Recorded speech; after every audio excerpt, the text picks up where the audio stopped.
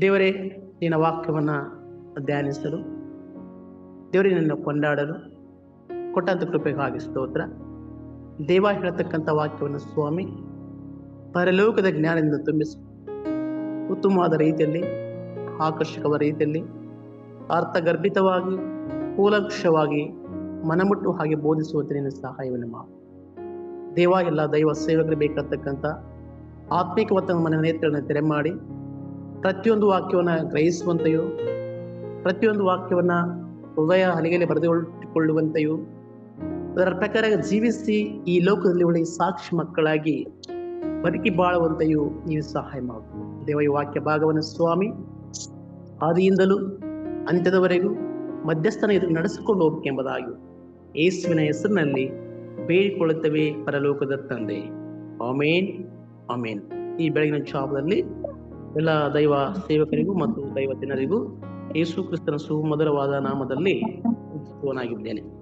ಈ ದಿನದಲ್ಲಿ ನಾವು ಧ್ಯಾನ ಮಾಡತಕ್ಕಂಥ ಒಬ್ಬ ಮಿಷನರಿ ಜೀವಿತ ಬಗ್ಗೆ ನಾವು ಧ್ಯಾನ ಮಾಡೋಣ.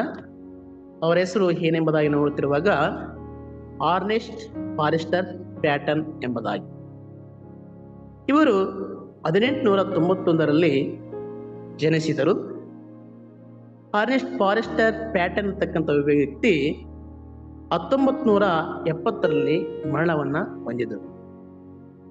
ಇವರ ಒಂದು ಜೀವನ ಚರಿತ್ರೆಯನ್ನ ಅಭ್ಯಾಸ ಮಾಡೋದಕ್ಕಿಂತ ಮುಂಚಿತವಾಗಿ ನಾವು ದೇವರ ವಾಕ್ಯವನ್ನ ಸ್ವಲ್ಪ ಕ್ಷಣಕಾಲ ಧ್ಯಾನ ಮಾಡಿಕೊಳ್ಳೋಣ. ಮಾರ್ಕನ ಬರೆದ ಸುವಾರ್ತೆ 6ನೇ ಅಧ್ಯಾಯ 7ರಿಂದ 11 ವಚನಗಳಲ್ಲಿ ನಾವು ನೋಡ್ತಿರುವಾಗ ಇಲ್ಲಿ ಯೇಸು ಕ್ರಿಸ್ತನು 12 ಜನರ ಶಿಷ್ಯರನ್ನ ಸ್ವಾರ್ಥಗೆ ಕಳಿಸ್ತಕ್ಕಂಥ ಕಾರ್ಯವನ್ನು ನಾವು ನೋಡುತ್ತೇವೆ. ಆತನು ಹಳ್ಳಿ ಪಳ್ಳಿಗಳನ್ನು ಸುತ್ತಿಕೊಂಡು ಉಪದೇಶ ಮಾಡುತ್ತಾ ಬಂದನು ಮತ್ತು 12 ಮಂದಿ ಶಿಷ್ಯರನ್ನ ಹತ್ತಿರಕ್ಕೆ ಕರೆದು ಅವರನ್ನ ಇಬ್ಬಿಬ್ಬರಾಗಿ ಕಡಿಯಲಾರಂಭಿಸಿದರು. ಯೇಸು ಕ್ರಿಸ್ತನು 12 ಜನ ಶಿಷ್ಯರನ್ನ ಸುವಾರ್ತೆ ಸಾರುವುದಕ್ಕೋಸ್ಕರವಾಗಿ ಇಬ್ಬಿಬ್ಬರನ್ನ ನೇಮಕ ಮಾಡುವ ಕಳಿಸ್ತಕ್ಕಂಥದ್ದನ್ನ ನೋಡುತ್ತೇವೆ. ಅದೇ ರೀತಿಯಲ್ಲಿ ನಮ್ಮ ಜೀವಿತ ಸಹ ಈ ಲೋಕದ ಒಂದು ಸುವಾರ್ತೆ ಸತ್ಯಕ್ಕೆ ಸಂದರ್ಭದಲ್ಲಿ ನಾವು ಸಹ ಇಬ್ಬಿಬ್ಬರಾಗಿ ಹೋಗಬೇಕೆಂಬುದಾಗಿ ದೇವರು ಅದನ್ನು ಬೋಧಿಸಲ್ಪಡುತ್ತದೆ. ಆದ್ರೆ ಎಷ್ಟೋ ಜನ ಸೇವಕರು ಇಬ್ಬಿಬ್ಬರಾಗಿ ಹೋಗುವುದಿಲ್ಲ, ಒಬ್ಬರಾಗೇ ಹೋಗ್ತಾರೆ. ಇದು ದೇವರ ವಾಕ್ಯಕ್ಕೆ ವಿರುದ್ಧವಾಗ್ತಕ್ಕಂಥದ್ದನ್ನ ನಾವು ತಿಳಿದುಕೊಳ್ಳಬಹುದು. ದೇವರ ವಾಕ್ಯ ಹೇಳ್ಪಡ್ತದೆ, ಒಬ್ಬರಿಗಿಂತ ಇಬ್ಬರು ಲೇಸು ಎಂಬುದಾಗಿ. ಹಾಗೆ ದೇವರ ವಾಕ್ಯ ಪ್ರಕಾರವಾಗಿ ನಾವು ಇಬ್ಬಿಬ್ಬರಾಗಿ ಸುವಾರ್ತೆ ಸಾರುವುದಕ್ಕೆ ಹೋಗಬೇಕೆಂಬುದಾಗಿ ಈ ವಾಕ್ಯದ ಮೂಲಕವಾಗಿ ನಾವು ಮನದಟ್ಟ ಮಾಡಿಕೊಳ್ಳೋಣ. ಅದೇ ರೀತಿಯಲ್ಲಿ ಮತ್ತು ಯೇಸು ಕ್ರಿಸ್ತನು 12 ಜನ ಶಿಷ್ಯರಿಗೆ ಕೆಲವು ಅಧಿಕಾರಗಳನ್ನ ಕೊಡ್ತಕ್ಕಂಥದ್ದನ್ನು ಇಲ್ಲಿ ನೋಡುತ್ತೇವೆ. ಯೇಸು ಕ್ರಿಸ್ತನ ಶಿಷ್ಯರಿಗೆ ಯಾವ ಅಧಿಕಾರವನ್ನು ಕೊಡ್ತಾನೆ ಎಂಬುದನ್ನು ನೋಡ್ತಿರುವಾಗ ದೆವ್ವಗಳನ್ನ ಬಿಡಿಸ್ತಕ್ಕಂಥ ಒಂದು ಅಧಿಕಾರವನ್ನ, ಶಕ್ತಿ ಸಾಮರ್ಥ್ಯವನ್ನ ಯೇಸು ಕ್ರಿಸ್ತನು ತನ್ನ ಶಿಷ್ಯರಿಗೆ ಕೊಡ್ತಾನೆ. ಅದೇ ರೀತಿಯಲ್ಲೂ ಸಹ ನಮ್ಮ ಜೀವಿತ ಸಹ ನಾವು ಈ ಒಂದು ದೆವ್ವಗಳ ಮೇಲೆ ಬಿಡಿಸ್ತಕ್ಕಂಥ ಒಂದು ಅಧಿಕಾರವನ್ನು ಸಹ ಎಲ್ಲಾ ದೈವ ಸೇವಕರಿಗೂ, ಎಲ್ಲಾ ದೈವ ಜನರಿಗೂ ಕೊಡಲ್ಪಟ್ಟಿದೆ ಎಂಬುದು ದೇವರು ಹಾಕಲ್ಪಡ್ತದೆ. ಅದನ್ನ ನಾವು ಸರಿಯಾದ ರೀತಿಯಲ್ಲಿ ನಮ್ಮ ಜೀವಿತದಲ್ಲಿ ಈ ಲೋಕದ ಯಾತ್ರೆಯಲ್ಲಿ ಸರಿಯಾದ ರೀತಿಯಲ್ಲಿ ಉಪಯೋಗ ಮಾಡಿಸಿಕೊಳ್ಳುವುದಾದರೆ, ಬಳಸಿಕೊಳ್ಳುವುದಾದರೆ ನಾವು ಉತ್ತಮ ರೀತಿಯಲ್ಲಿ ಆಕಾಶದಲ್ಲಿ ಸೇವಾ ಕಾರ್ಯಗಳನ್ನು ಮಾಡುವುದಕ್ಕೆ ಸಾಧ್ಯವಾಗ್ತದೆ ಎಂಬುದಾಗಿ ನಾವು ಮನದಟ್ಟ ಮಾಡಿಕೊಳ್ಬೇಕಾಗ್ತದೆ. ಮತ್ತು ಇನ್ನೊಂದು ಅಧಿಕಾರವನ್ನು ಕೊಡ್ತಾನೆ ಯೇಸು ಕ್ರಿಸ್ತ ತನ್ನ ಶಿಷ್ಯರಿಗೆ. ಹೋಗುವ ಸುವಾರ್ತೆ ಸಾರುವುದಕ್ಕೆ ಹೋಗುವಾಗಲೂ ಕೋಲುಗಳನ್ನು ತೆಗೆದುಕೊಂಡು ಹೋಗಿ ಎಂಬುದಾಗಿ ಹೇಳ್ತಾ ಇದೆ. ಕೋಲುಗಳನ್ನು ತೆಗೆದುಕೊಂಡು ಹೋಗಿ ಮತ್ತು ದೆವ್ವಗಳ ಮೇಲೆ ಅಧಿಕಾರವನ್ನ ಕೊಡ್ತಾನೆ. 2ನೇದಾಗಿ. 3ನೇದಾಗಿ ಎಲ್ಲ ಸಕಲ ವಿಧವಾದ ರೋಗ ರುಜಿನಗಳಿಗೆ ವಾಸಿ ಮಾಡತಕ್ಕಂಥ ಅಧಿಕಾರವನ್ನ ಯೇಸು ಕ್ರಿಸ್ತ ತನ್ನ ಶಿಷ್ಯರಿಗೆ ಕೊಡ್ತಾನೆ. ಹಾಗೆ ದೈವದಾಸರತಕ್ಕಂಥ ನಮ್ಮೆಲ್ಲರಿಗೂ ಸಹ ಪ್ರತಿಯೊಂದು ರೋಗ ರುಜಿನಗಳ ಮೇಲೆ ವಾಸಿ ಮಾಡತಕ್ಕಂಥ ಅಧಿಕಾರವನ್ನ ದೇವರು ಸಹ ನಮ್ಗೆ ಕೊಟ್ಟಿದ್ದಾನೆ. ಈ ಒಂದು ಅಧಿಕಾರವನ್ನ ಉತ್ತಮ ರೀತಿಯಲ್ಲಿ, ಪರಿಶುದ್ಧವಾದ ರೀತಿಯಲ್ಲಿ ನಾವು ಉಪಯೋಗ ಮಾಡಿಕೊಳ್ಬೇಕು ಅಂತ ಶಕ್ತಿ ಸಾಮರ್ಥ್ಯವನ್ನು ದೇವರು ಇಡೀ ಪ್ರಪಂಚತಕ್ಕಂಥ ಪ್ರತಿಯೊಬ್ಬ ದೈವ ಸೇವಕರಿಗೂ ಇದನ್ನು ಕೊಟ್ಟಿದ್ದಾನೆ. ಮತ್ತು 4ನೇದಾಗಿ ನೋಡುವಾಗ, ನೀವು ಸುವಾರ್ತೆ ಸಾರೋದಕ್ಕೆ ಹೋಗುವಾಗ ಕೆರೆಗಳನ್ನ ಮೆಟ್ಟಿಕೊಂಡು ಹೋಗಿರಿ ಎಂಬುದಾಗಿ ಯೇಸು ಕ್ರಿಸ್ತನು ತನ್ನ ಶಿಷ್ಯರಿಗೆ ಅಧಿಕಾರವನ್ನು ಕೊಡ್ತಾನೆ. ಈ 4 ವಿಷಯಗಳಲ್ಲಿ ಮಾತ್ರ ಆತನ ಅಧಿಕಾರವನ್ನು ಕೊಡ್ತಾನೆ. ಉಳಿದ ಕೆಲವು ವಿಷಯಗಳನ್ನ ಆತನು ಇಂಥ ವಸ್ತುಗಳನ್ನ ತೆಗೆದುಕೊಂಡು ಹೋಗಬೇಡ್ರಿ ಎಂಬುದಾಗಿ ಅಲ್ಲಿ ಕಟ್ಟುನಿಟ್ಟಾಗಿ ಇರತಕ್ಕಂಥದ್ದನ್ನ ನಾವು ನೋಡುತ್ತೇವೆ.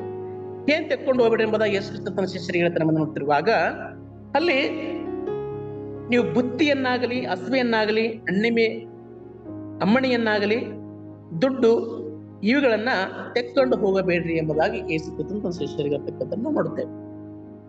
ಹಾಗೆ ನಾವು ಈ ಲೋಕದ ಜೀವಿಸ್ತಿರುವಾಗ, ಪ್ರಾರ್ಥನೆ ಮಾಡಕ್ಕೆ ಹೋಗುವಾಗಲೂ ನಾವು ಹೆಚ್ಚಿನ ರೀತಿಯಲ್ಲಿ ಈ ಲೋಕದ ಅಲ್ಲಿ ಸರ್ವಸಾಮಾನ್ಯವಾಗಿ ಪ್ರಾರ್ಥನೆಗೆ ಬರ್ಬೇಕಾದ್ರೆ ಊಟ ಇದೆಯೋ ಇಲ್ಲ ಅಂತ ಕೇಳ್ತಾರೆ. ಫಸ್ಟ್ ದೇವ್ರಲ್ಲಿ ಏನಂತಂದ್ರೆ, ಶಿಷ್ಯರಿಗೆ ಬುತ್ತಿ ತೆಗೆದುಕೊಂಡು ಹೋಗಬೇಡಿ, ಹಸಿವೆ ತೆಗೆದುಕೊಂಡು ಹೋಗಬೇಡಿ, ಅಮ್ಮಣಿ ತೆಗೆದುಕೊಂಡು ಹೋಗಬೇಡಿ ಅಂತ ದೇವ್ರ ಆಗ್ತದೆ.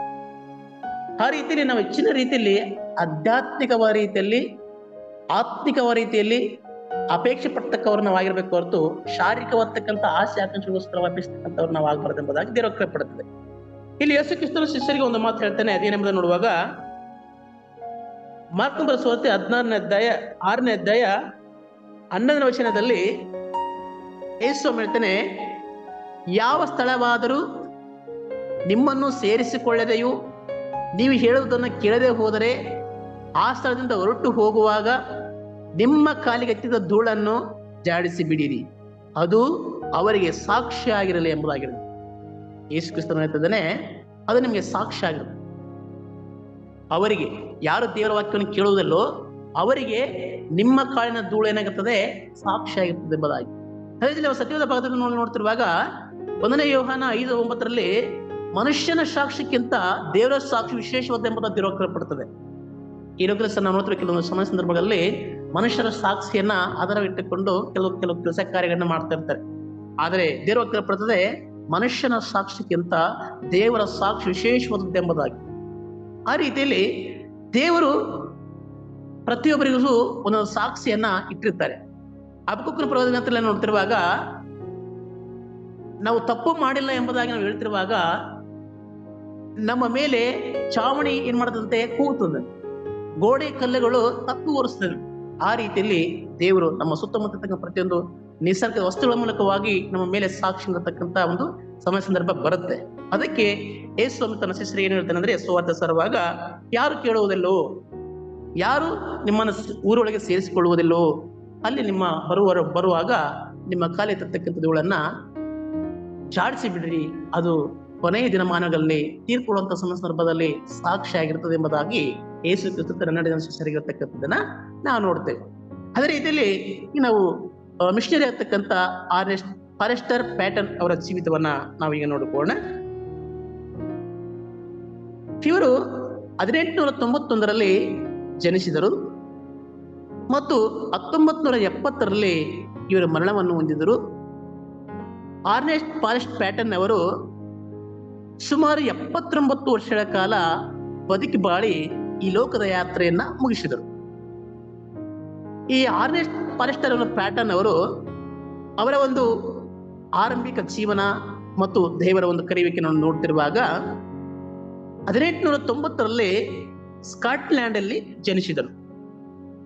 ಆರ್ನೆಸ್ಟ್ ಫಾರೆಸ್ಟ್ ಪ್ಯಾಟನ್ ಅವರು ಕ್ರೈಸ್ತ ನಂಬಿಕೆ ಕುಟುಂಬದಲ್ಲಿ ಜನಿಸತಕ್ಕಂತ ಒಬ್ಬ ವ್ಯಕ್ತಿಯಾಗಿದ್ದರು. ಆರ್ನೆಸ್ಟ್ ಫಾರೆಸ್ಟರ್ ಪ್ಯಾಟನ್ ಅವರು ಸಾಮಾಜಿಕ ಸೇವೆಗೆ ಬದ್ಧವಾಗಿರ್ತಕ್ಕಂಥ ಕುಟುಂಬದಲ್ಲಿ ಜನಿಸತಕ್ಕಂಥ ವ್ಯಕ್ತಿಯಾಗಿದ್ದರು. ಆರ್ನೆಸ್ಟ್ ಫಾರೆಸ್ಟರ್ ಪ್ಯಾಟನ್ ಅವರವರಿಗೆ ಒಬ್ಬ ಸಹೋದರರಿದ್ದರು. ಆ ಸಹೋದರರ ಹೆಸರು ಏನೆಂಬುದನ್ನು ನೋಡ್ತಿರುವಾಗ ಆಂಡ್ರಿ ಪ್ಯಾಟನ್ ಎಂಬುದಾಗಿ. ಆಂಡ್ರಿ ಪ್ಯಾಟನ್ ಎಂಬುದಾಗಿ ಅವರ ಸಹೋದರರಿದ್ದರು. ಅವರು ಸಹ ಕ್ರಿಸ್ತನೊಂದಿಗಿನ ವೈಯಕ್ತಿಕ ಭೇಟಿಯಿಂದ ಪ್ರಭಾವಿತರಾದರು.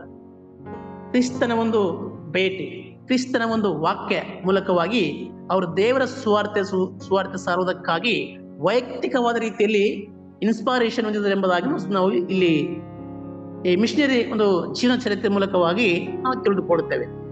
ಮತ್ತು ಇವರು ಆರ್ನೆಸ್ಟ್ ಕ್ರೈಸ್ತ ಮಿಷನ್ ಕ್ಷೇತ್ರಕ್ಕೆ ಮಾತ್ರವಲ್ಲದೆ ಅವರು ಸರಳತೆಯಿಂದ, ನಮ್ರತೆಯಿಂದ, ಸಾಂಸ್ಕೃತಿಕ ಚಟುವಟಿಕೆಯಿಂದ, ಮುಗುಳುವಿಕೆಯಿಂದ ಮತ್ತು ದೇವರನ್ನ ಸ್ವೀಕರಿಸತಕ್ಕಂಥ ಒಂದು ಸೇವೆಗೆ ಹೊಸ ರೂಪವನ್ನ, ಹೊಸ ಒಂದು ಕಾರ್ಯವನ್ನ ಅವರು ತಮ್ಮ ಜೀವಿತಕ್ಕೆ ಆಕರ್ಷಿತರಾದರೆ ಎಂಬುದಾಗಿ ನಾವು ನೋಡ್ತೇವೆ. ಉದಾಹರಣೆಗೆ ಕೆಲವೊಂದು ದೇವರ ವಾಕ್ಯಗಳನ್ನು ಬೋಧಿಸ್ತಿರುವಾಗ ಆ ವಾಕ್ಯದ ಮೂಲಕವಾಗಿ ಅನೇಕ ಜನರು ಏನ್ ಮಾಡ್ತಾರೆ, ತಮ್ಮನ್ನು ತಾವು ದೇವರಿಗೆ ಅರ್ಪಿಸಿಕೊಡುತ್ತಾರೆ, ತಮ್ಮನ್ನು ತಾವು ದೇವರಲ್ಲಿ ಸೇವಾ ಕಾರ್ಯ ಮಾಡೋದಕ್ಕಾಗಿ ಸಮರ್ಪಣೆ ಮಾಡುತ್ತಾರೆ. ಅದೇ ರೀತಿಯಲ್ಲಿ ಇಲ್ಲಿ ಅವರು ಸಹ ಏನ್ ಮಾಡ್ತಾರೆ, ದೇವರ ಸೇವೆ ಮಾಡೋದಕ್ಕೋಸ್ಕರವಾಗಿ ಆಕರ್ಷಿತಕ್ಕಂಥ ಒಬ್ಬ ವ್ಯಕ್ತಿ ಆದರೆ ಎಂಬುದಾಗಿ ನಾವು ನೋಡುತ್ತೇವೆ.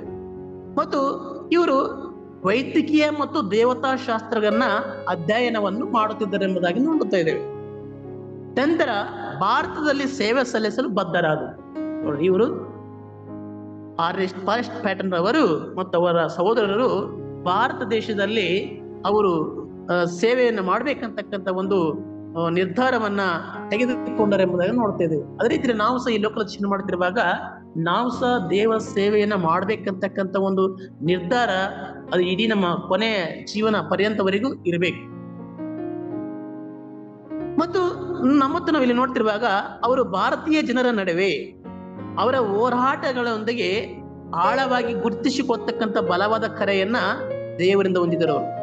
ನಾವು ಈ ಲೋಕದಲ್ಲಿ ಸಹ ಜೀವನ ಮಾಡ್ತಿರುವಾಗ ಆರ್ನೆಸ್ಟ್ ಫಾರೆಸ್ಟರ್ ಪ್ಯಾಟನ್ ಅವರ ಒಂದು ಜೀವನವನ್ನ ನೋಡಿ ನಾವು ಸಹ ಈ ಲೋಕದಲ್ಲಿ ದೇವರ ಮಕ್ಕಳು, ದೇವರ ಸೇವಕರು ಎಂಬತಕ್ಕಂಥ ಒಂದು ವಿಷಯವನ್ನು ಇಟ್ಟುಕೊಂಡು ಈ ಲೋಕದ ಜನರು ನಮ್ಮನ್ನ ಗುರುತಿಸ್ತಕ್ಕಂಥ ವ್ಯಕ್ತಿಗಳಾಗಬೇಕು. ನಾವು ಈ ಲೋಕದಲ್ಲಿ ವಿಶೇಷವಾಗಿರ್ತಕ್ಕಂಥ ವ್ಯಕ್ತಿಗಳಾಗಬೇಕು. ದೇವತಾ ಮನುಷ್ಯರು ನಾವಾಗಿರಬೇಕು. ನಮ್ಮನ್ನು ಅವರು ನೋಡಿದಾಗ, ನಮ್ಮ ಗುಣಗಳನ್ನು ನೋಡಿದಾಗ, ನಮ್ಮ ನಡೆಗಳನ್ನು ನೋಡಿದಾಗ, ನಮ್ಮ ಕ್ರಿಯೆಗಳನ್ನು ನೋಡಿದಾಗ ಇವರು ನಿಜವಾಗ್ಲೂ ದೇವರು ಮಕ್ಕಳಂತಕ್ಕಂಥ ಒಂದು ವಿಷಯ ಪ್ರತಿಯೊಬ್ಬ ಜನರಲ್ಲಿ ಮೂಡಿ ಬರಬೇಕು. ನಮ್ಮನ್ನು ಗುರುತಿಸ್ತಕ್ಕಂಥ ವ್ಯಕ್ತಿಗಳು ನಾವು ಆಗಿರ್ಬೇಕು. ಹಾಗಾದ್ರೆ ನಮ್ಮ ಸಾಕ್ಷಿ ಆಗಿರ್ಬೇಕೆಂಬುದಾಗಿ ನಮ್ಮನ್ನು ನಾವು ಪರಿಶೋಧನೆ ಮಾಡಿಕೊಳ್ಳೋಣ. ಮತ್ತು ಭಾರತದಲ್ಲಿ ಸುವಾರ್ತೆಯ ಒಂದು ಕೆಲಸ, ಅವರು ಕಾಲೇಜಿಗೆ ಹೋಗುತ್ತಿರುವಾಗ ವೈದ್ಯಕೀಯ ಒಂದು ವಿಭಾಗದಲ್ಲಿ, ವೈದ್ಯಕೀಯ ಕ್ಷೇತ್ರದಲ್ಲಿ ಅಧ್ಯಯನ ಮಾಡ್ತಿರುವಾಗ ಅಲ್ಲಿ ಒಬ್ಬ ಆಧ್ಯಾತ್ಮಿಕ ಸಹೋದರ ಅವರಿಗೆ ಭೇಟಿಯಾಗ್ತಾರೆ. ಆ ಆಧ್ಯಾತ್ಮಿಕ ಸಹೋದರ ಯಾರೆಂಬುದನ್ನು ನೋಡ್ತಿರುವಾಗ ಸವರಿ ರಾಯನ್ ಜೇಸುದಾಸ್ ಎಂಬುದಾಗಿ ಆರ್ನೆಸ್ಟ್ ಫಾರೆಸ್ಟರ್ ಪ್ಯಾಟನ್ ಅವರಿಗೆ ಒಬ್ಬ ಆಧ್ಯಾತ್ಮಿಕ ಸಹೋದರ ಭೇಟಿಯಾಗ್ತಾರೆ. ಆ ಆಧ್ಯಾತ್ಮಿಕ ಸಹೋದರ ಯಾರೆಂಬುದನ್ನು ನೋಡ್ತಿರುವಾಗ ಸವರಿ ರಾಯನ್ ಮತ್ತು ಜೇಸುದಾಸನ್ ಎಂಬುದಾಗಿ ನಾವು ನೋಡ್ತಾ ಇದ್ದೇವೆ ಅವರ ಹೆಸರು. ಅವರನ್ನ ಪ್ರೀತಿಯಿಂದ ಬಿಗ್ ಬ್ರದರ್ ಎಂಬುದಾಗಿ ಕರೆಯಲಾಗ್ತಿತ್ತು.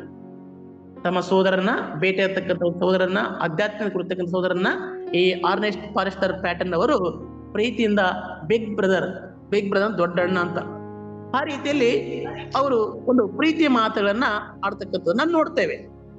ಮತ್ತು ಆರ್ನೆಸ್ಟ್ ಫಾರೆಸ್ಟ್ ಪ್ಯಾಟನ್ ಅವರು ತಮ್ಮನ್ನು ಕ್ರಿಸ್ತನಿಗೆ ಅರ್ಪಿಸಿಕೊಂಡರು ಮತ್ತು ಅವರು ತಮ್ಮ ಸಾಂಪ್ರದಾಯಿಕ ಪೂಜಾ ವಿಧಾನಗಳಲ್ಲಿ ಭಾರತೀಯರಿಗೆ ಯೇಸುವನ್ನು ಘೋಷಿಸಬೇಕೆಂದು ನಿರ್ಧರಿಸಿದರು. ಈ ನಮ್ಮ ಭಾರತ ಇರ್ತಕ್ಕಂಥ ಕೆಲವೊಂದು ಪೂಜಾ ವಿಧಾನಗಳನ್ನ, ಸಂಪ್ರದಾಯಗಳನ್ನ, ಕೆಲವು ಆಚಾರ ವಿಚಾರಗಳನ್ನ ತೆಗೆದುಹಾಕ್ಬೇಕಂತಕ್ಕಂಥ ಒಂದು ನಿರ್ಧಾರವನ್ನ, ಯೇಸು ಕ್ರಿಸ್ತನ ನಿಜವಾದ ದೇವರೆಂಬುದಾಗಿ ತಿಳಿಸ್ಕೊಡ್ತಕ್ಕಂಥ ನಿರ್ಧಾರವನ್ನ ಆರ್ನೆಸ್ಟ್ ಫಾರೆಸ್ಟರ್ ಪ್ಯಾಟನ್ ಅವರು ಆಧ್ಯಾತ್ಮಿಕ ಸಹೋದರತಕ್ಕಂಥ ಜೇಸುದಾಸ್ ಅವರ ಮೂಲಕವಾಗಿ ಅವ್ರೇನ್ ಮಾಡ್ತಾರೆ, ಸೇವೆಯನ್ನು ಪ್ರಾರಂಭ ಮಾಡ್ತಾರೆ ಎಂಬುದಾಗಿ ನಾವು ನೋಡ್ತೇವೆ. ಅದೇ ರೀತಿಯಲ್ಲಿ ಪ್ಯಾಟನ್ ಅವರು ಸರಳ ಜೀವನ, ಇವರ ಜೀವನ ಹೇಗಿತ್ತಂದ್ರೆ ಸರಳವಾಗಿ. ಹಾಗೆ ಪ್ರತಿಯೊಬ್ಬ ದೈವ ಸೇವಕರ ಜೀವನ ಹೇಗಿರ್ಬೇಕಂದ್ರೆ ಸರಳವಾಗಿರ್ಬೇಕು. ಕೆಲವರು ಜೀವನ ಮಾಡೋದಕ್ಕೆ ಬಹಳ ಕಠಿಣ, ಜೀವನ ನಡೆಸಕ್ಕೆ ಸಾಕಾಗ್ಬಿಟ್ಟದೆ, ಬೇಸತ್ತು ಹೋಗ್ಬಿಟ್ಟಿರ್ತಾರೆ. ಆದ್ರೆ ದೇವರ ಕೇಳ್ಪಡ್ತದೆ, ಕೀರ್ತನೆ ಭಾಗ 103 ಅಲ್ಲಿ ಹೇಳಲ್ಪಡ್ತದೆ, ನೀರಿನ ಕಾಲುವೆಗಳಲ್ಲಿ ಬೆಳೆದಿರ್ತಕ್ಕಂಥ ಮರ ಹಚ್ಚು ಹಸುರಾಗಿರ್ತದೆ, ಅದು ತಕ್ಕ ಕಾಲದಲ್ಲಿ ಫಲವನ್ನು ಕೊಡುತ್ತದೆ, ಅದು ಬಾಡಿ ಹೋಗುವುದಿಲ್ಲ, ಎಲ್ಲ ಸಕಲ ಕಾರ್ಯಗಳು ಸಫಲವಾಗುತ್ತದೆ ಎಂದು ದೇವರ ವಾಕ್ಯ ಹೇಳ್ಪಡ್ತದೆ. ಆ ರೀತಿಯಲ್ಲಿ ಪ್ಯಾಟನ್ ಅವರ ಜೀವಿತ ಸರಳವಾಗಿತ್ತು ಎಂಬುದಾಗಿ ನಾವು ನೋಡ್ತಾ ಇದ್ದೇವೆ. ಅದರಿಂದ ದೈವ ಸೇವಕರ ಜೀವಿತ ಇರ್ತಕ್ಕಂಥ ನಿಮ್ಮದು ಈ ಲೋಕದಲ್ಲಿ ಸರಳವಾಗಿ ಜೀವನ ಮಾಡ್ತಕ್ಕಂಥ ವ್ಯಕ್ತಿಗಳು ನಾವು ಈ ವಾಕ್ಯದ ಮೂಲಕವಾಗಿ ಮತ್ತು ಕ್ರಿಶ್ಚಿಯನ್ ಮಿಷನರಿ ಮೂಲಕವಾಗಿ, ಜೀವನ ಚರಿತ್ರೆ ಮೂಲಕವಾಗಿ ನಮ್ಮ ಜೀವನವನ್ನು ಸರಳವಾಗಿ ಈ ಲೋಕದಲ್ಲಿ ನಡೆಸಬೇಕೆಂಬುದಾಗಿ ತಿಳಿದು ಬರ್ತಾ ಇದೆ. ಮತ್ತು ನೈಸರ್ಗಿಕ ಚಟುವಟಿಕೆ ಮುಖಾಂತರವಾಗಿ ಪ್ರೀತಿಯ ಮಾತುಗಳನ್ನು ಆಡುವುದರ ಮೂಲಕವಾಗಿಯೂ ತಮ್ಮ ವ್ಯಕ್ತಿತ್ವವನ್ನು ಅವರು ರೂಪಿಸಿಕೊಂಡ್ರು ಎಂಬುದನ್ನು ನೋಡ್ತಾ ಇದ್ದೇವೆ. ಅದೇ ರೀತಿ ಪ್ರತಿಯೊಬ್ಬ ದೈವ ಸೇವಕರು ಸಹ ಈ ಲೋಕದಲ್ಲಿ ಜೀವಿಸ್ತಿರುವಾಗ, ಆತ್ಮಿಕ ರೀತಿಯಲ್ಲಿ, ಶಾರೀರಿಕ ರೀತಿಯಲ್ಲಿ ಈ ಲೋಕದಲ್ಲಿ ಬದುಕಿ ಬಾಳ್ತಿರುವಾಗ ತಮ್ಮ ಒಂದು ವ್ಯಕ್ತಿತ್ವ ಅಂತಕ್ಕಂಥದ್ದನ್ನ, ಯೇಸು ಕ್ರಿಸ್ತನ ಮಕ್ಕಳು ಅಂತಕ್ಕಂಥದ್ದನ್ನ, ಯೇಸು ಕ್ರಿಸ್ತನ ಸೇವಕರು ಅಂತಕ್ಕಂಥದ್ದನ್ನ, ಯೇಸು ಕ್ರಿಸ್ತನ ದೈವ ಸೇವಕರು ಅಂತಕ್ಕಂಥದ್ದನ್ನ ವ್ಯಕ್ತಿತ್ವ ನಾವು ಈ ಲೋಕದಲ್ಲಿ ಗಳಿಸಿಕೊಳ್ಳಬೇಕು. ಆ ರೀತಿಯಲ್ಲಿ ನಮ್ಮ ನಡೆಗಳು, ನುಡಿಗಳು, ಕ್ರಿಯೆಗಳು, ಭಾವನೆಗಳು, ಸೇವಾ ಕಾರ್ಯಗಳು, ನಂಬಿಕೆಗಳು, ಪ್ರತಿಯೊಂದು ಸೇವಾ ಕೃತ್ಯದಲ್ಲಿಯೂ ಕಾರ್ಯದಲ್ಲಿಯೂ ಸಾಕ್ತಕ್ಕಂಥವರು, ನಡೆಸ್ತಕ್ಕಂಥವರು ನಾವು ಆಗ್ಬೇಕೆಂಬುದಾಗಿ ಇಲ್ಲಿ ನಾವು ತಿಳ್ಕೊಳ್ಬೇಕಾಗ್ತದೆ. ಮತ್ತು ಇಲ್ಲಿ ಏರ್ಪಡ್ತದೆ ಪ್ರೀತಿಯ ಮಾತುಗಳು ಆಡಬೇಕು. ಪ್ರತಿಯೊಬ್ಬ ಸೇವಕರು, ಪ್ರತಿಯೊಬ್ಬ ಕ್ರೈಸ್ತ ಮಿಷನರಿ ಇರತಕ್ಕಂಥ ನಾವು ಈ ಲೋಕದಲ್ಲಿ ಮಾತಾಡ್ತಿರುವ ಪ್ರೀತಿಯ ಮಾತುಗಳನ್ನು ಆಡಬೇಕು. ಕಠಿಣವಾದ ಮನಸ್ಸಿದ್ರು ಮೇಣದ ಬತ್ತಿಯಾಗಿ ಕರೆಯುವ ರೀತಿಯಲ್ಲಿ ನಮ್ಮ ಆಧ್ಯಾತ್ಮಿಕ ಮಾತುಗಳು ಹೊರಸೂಸ್ತಕ್ಕಂಥವರು ನಾವಾಗಬೇಕು. ಜ್ಞಾನೋಕ್ತಿ ಪುಸ್ತಕ 15:1 ಹೇಳಲ್ಪಡ್ತದೆ, ಅಲ್ಲಿ ಹೇಳಲ್ಪಡ್ತದೆ ಮೃದುವಾದ ಮಾತುಗಳು, ಮೃದುವಾದ ಪ್ರತ್ಯುತ್ತರವು ಸಿಟ್ಟನ್ನಾರಿಸುತ್ತದೆ, ಬೀರು ನುಡಿಯು ಸಿಟ್ಟನ್ನೇರಿಸುತ್ತದೆ. ನೋಡಿ, ಪ್ರತಿಯೊಬ್ಬ ಮನುಷ್ಯನು ಮಾತಾಡ್ತಕ್ಕಂಥ ಮಾತಿನ ಮೂಲಕವಾಗಿ ನಮ್ಮ ವ್ಯಕ್ತಿತ್ವವನ್ನು ಈ ಲೋಕದ ಜನರು ಕಂಡುಹಿಡಿತಾರೆ. ಆ ರೀತಿಯಲ್ಲಿ ನಾವು ನಮ್ಮ ಮಾತುಗಳು ಹೇಗಿರಬೇಕು. ಇನ್ನು ಕೆಲವು ಪತ್ರಗಳಲ್ಲಿ ಹೇಳಲ್ಪಡ್ತದೆ, ಮಾತು ಮನಸ್ಸಿಗೆ ನೋವುಂಟು ಮಾಡತಕ್ಕಂಥದ್ದಾಗಿರ್ಬೋದು, ಮಾತಾಡಿದರೆ ಮಾತು ರಸವತ್ತಾಗಿರಬೇಕು ಮತ್ತು ಸಂಭಾಷಣೆ ಆಗಿರಬೇಕು, ಮನಸ್ಸಿಗೆ ತೃಪ್ತಿ ನೀಡತಕ್ಕಂಥ ಮಾತಾಡಬೇಕೆಂಬುದಾಗಿ ಸತ್ಯದ ಭಾಗದಲ್ಲಿ ನೋಡ್ತೇವೆ. ಅದೇ ರೀತಿಯಲ್ಲಿ ಇಲ್ಲಿ ಸಹ ಫಾರೆಸ್ಟರ್ ಪ್ಯಾಟರ್ನ್ ಅವರು ಸಹ ಪ್ರೀತಿಯ ಮಾತುಗಳನ್ನು ಆಡ್ತಾ ಇದ್ದಾರೆ.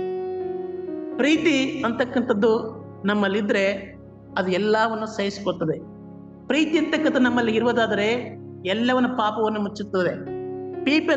ಪ್ರೀತಿ ಅಂತಕ್ಕ ನಮ್ಮಲ್ಲಿ ಇರುವುದಾದರೆ ಅದು ಎಲ್ಲಾ ದೋಷಗಳನ್ನ ಕಳೀತದೆ ಎಂಬುದಾಗಿ ದೇವರ ವಾಕ್ಯ ಬೋಧಿಸಲ್ಪಡ್ತದೆ. ಅದೇ ರೀತಿ ಸಹ ದೈವ ಸೇವಕರು ಸಹ ಒಂದು ಆಡಿಸ್ತಾ ಬರೆದರೆ ಪ್ರೀತಿ ಬಹು ತಾಳ್ಮೆ ಉಳ್ಳದ್ದೆಂಬುದಾಗಿ. ಆ ತಾಳ್ಮೆ ನಮ್ಮಲ್ಲಿ ಇರಬೇಕು ಎಂಬುದಾಗಿ ಇದನ್ನು ಕಲಿತುಕೊಳ್ಳೋಣ. ಮತ್ತು ಫಾರೆಸ್ಟರ್ ಪ್ಯಾಟರ್ನ್ ಅವರು ತಮಿಳುನಾಡಿನಲ್ಲಿ ತಿರುಪತ್ತೂರಿನ ಜನರು ಈ ವ್ಯಕ್ತಿತ್ವದಿಂದ ಆಕರ್ಷಿತರಾದರು. ನೋಡು, ತಮಿಳುನಾಡತಕ್ಕಂಥ ತಿರುಪತ್ತೂರಿನ ಜನರು ಈ ಒಂದು ಕ್ರೈಸ್ತ ಮಿಷನರಿ ಈ ಒಂದು ಜೀವಿತದಿಂದ, ಅವರ ವ್ಯಕ್ತಿತ್ವದಿಂದ ಅಲ್ಲಿರ್ತಕ್ಕಂಥ ಜನರು ಆಕರ್ಷಣೆ ಆಗುತ್ತೆ. ಹಾಗೆ ನಾವು ಸಹ ಈ ಲೋಕದಲ್ಲಿ ಜೀವಿಸುತ್ತಿರುವಾಗ ನಮ್ಮ ವ್ಯಕ್ತಿತ್ವವನ್ನು ನೋಡಿ ಈ ಲೋಕದ ಜನರು ಆಕರ್ಷಿತರಾಗಬೇಕು. ದೇವರ ಕಡೆಗೆ ಸೆಳೆಯಲ್ಪಡ್ತಕ್ಕಂಥ ನಾವಾಗಬೇಕು. ಪ್ರತಿ ಹಳ್ಳಿಗಳಲ್ಲಿ ಯೇಸುವನ್ನು ಘೋಷಿಸಿದ ಅವರು ಚಿಕ್ಕವರಿಗೆ ಮತ್ತು ಕಿರಿಯ ಹಣ್ಣನಾಗಿ ನಿಧನರಾದರು. ಪ್ಯಾಟರ್ನ್ ಸ್ಕ್ಯಾಟಿಸ್ ಮಿಷನ್ ಭಾಗವಾಗಿ ಭಾರತಕ್ಕೆ ಬಂದರು.